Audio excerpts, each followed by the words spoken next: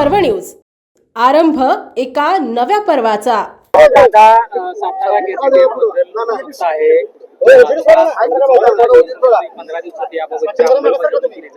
निवडणुकांमुळे याला विलंब झाला. आता किती दिवसामध्ये याबाबतची अंमलबजावणी? मी पाठीमागच्या आठवड्यात ज्यावेळेस राज्य मंत्रिमंडळाची बैठक झाली त्याच वेळेस उपसमितीला बोललो होतो की तुम्ही गॅझेटियरचा विषय लांबविणार असलात तर मला आंदोलन करावं लागलं, पुन्हा बोलू नका की आंदोलन उभं राहिलं आणि मग मी असं तुम्हाला परेशान होईल इतकं मोठं आंदोलन करत. तर त्यावेळेस त्यांनी सांगितलं होतं आजच आम्ही विषय घेतो आणि त्या दिवशी मला वाटतं पाठीमागच्या आठवड्यात त्यांनी राज्य मंत्रिमंडळाच्या बैठकीत सगळा आढावा घेतलाय, त्याचा अहवाल बनवणं सुरू आहे. आणि नाही तरी पण त्याच्या पुढचं सांगतो की मी बैठकाला लगेच सुरुवात करतो. आता थोड्याच दिवसात म्हणजे पुढच्या महिन्यात शक्यतो सोलापूर जिल्ह्याची ताकदीनं मोठी बैठक लागणार आहे.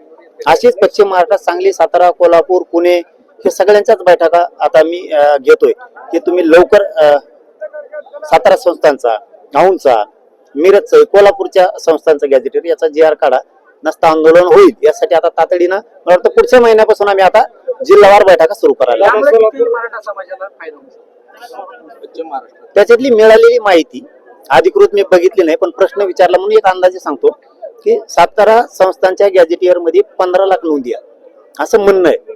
मी आणखीन तर अहवाल बघितल्याच्या नंतर अधिकृत तुमच्या समोर पण येईल.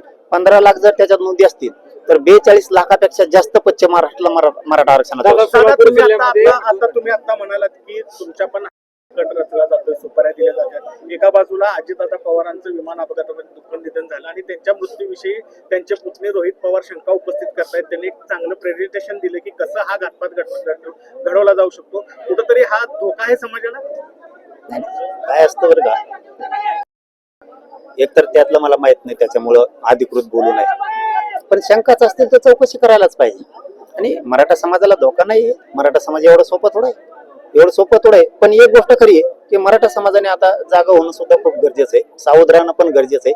आणि आपल्यासाठी काम करणाऱ्या लोकांच्या पाठीशी समाजाने उभा राहिलं पण पाहिजे. समाज उभा राहिला तर पुढच्याला षड्यंत्र करणारा आपण मोडून टाकू शकतो, नसता मग आपले काम करणारे ते मोडून टाकतील.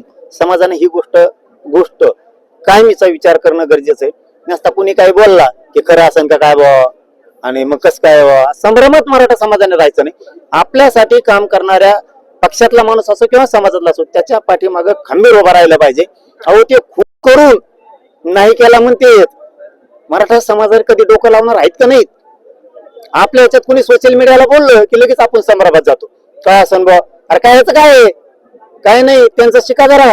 खूप करून ते म्हणतात केला नाही. मग आपल्या लोकांविषयी जर कोणी सोशल मीडियात बोलायला गेलं ना तर मराठा समाजाने ताकदीने एका बाजूला बळ दिलं पाहिजे, तर आपण लढाई जिंकू शकतो. पुणे शहरातील आणि जिल्ह्यातील महत्त्वाच्या आणि ताज्या बातम्या पाहण्यासाठी आजच आमच्या आरंभ पर्व न्यूज चॅनलला YouTube वर सबस्क्राईब करा आणि बेल आयकॉन प्रेस करा.